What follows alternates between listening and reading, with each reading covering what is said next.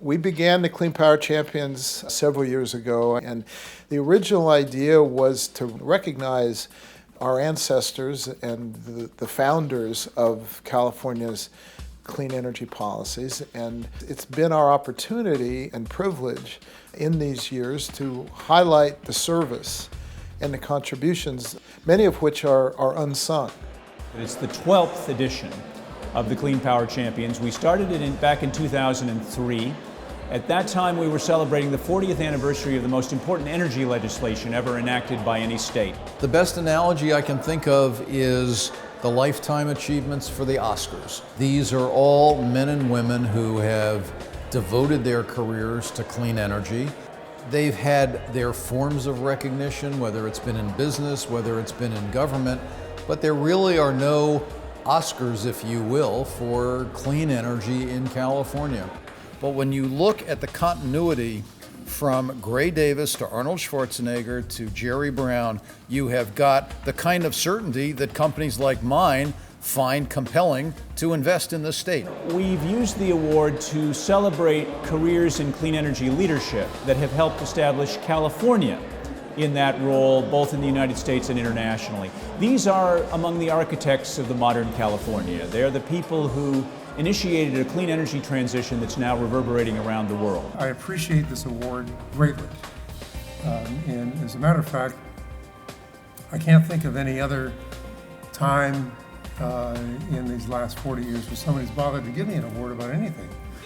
So, when I was a 34-year-old youngster, had been a deputy secretary of state and one of the campaign managers for Governor Brown in his first term. For reasons that are still a mystery, he selected me to be the chairman of the Energy Commission. The day he was inaugurated was the day that I started building the Energy Commission from a pad of paper, a pencil, and one borrowed secretary. We wanted to recognize Richard's role in basically laying the foundation for the Energy Commission to go on and do the wonderful work that it has done all these years. Tom Hayden is one of the originators of the idea of expanding solar energy as a cornerstone of California's energy and environmental policy. There's a law that I'm very fond of that requires that the greenhouse gas be reduced, emissions reduced, but the same legislation says at the same time there have to be co-benefits for disadvantaged communities. So the road to reforming our climate policies lies through reforming our justice policies. Whether you are a businessman or an activist, you will pay attention and take the opportunity to move the discussion forward. It's not just politics and economics. It's not just science. You've come far with that coalition. Now we have to reach masses of people, and those people are moved by spiritual hunger as well as physical and material hunger.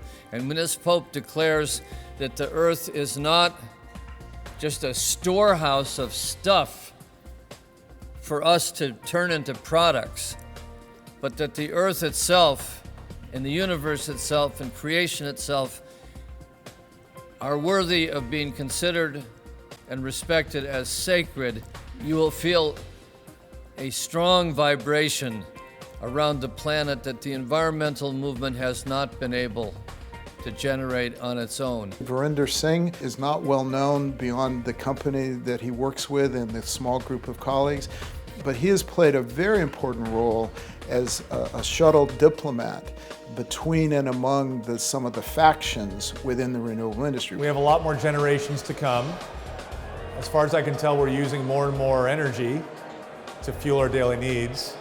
We need something to supply that energy that supports many generations to come. There's debates on just about everything, but please do not take for granted the overall culture that has been established in this city and in the state in terms of what direction to go in.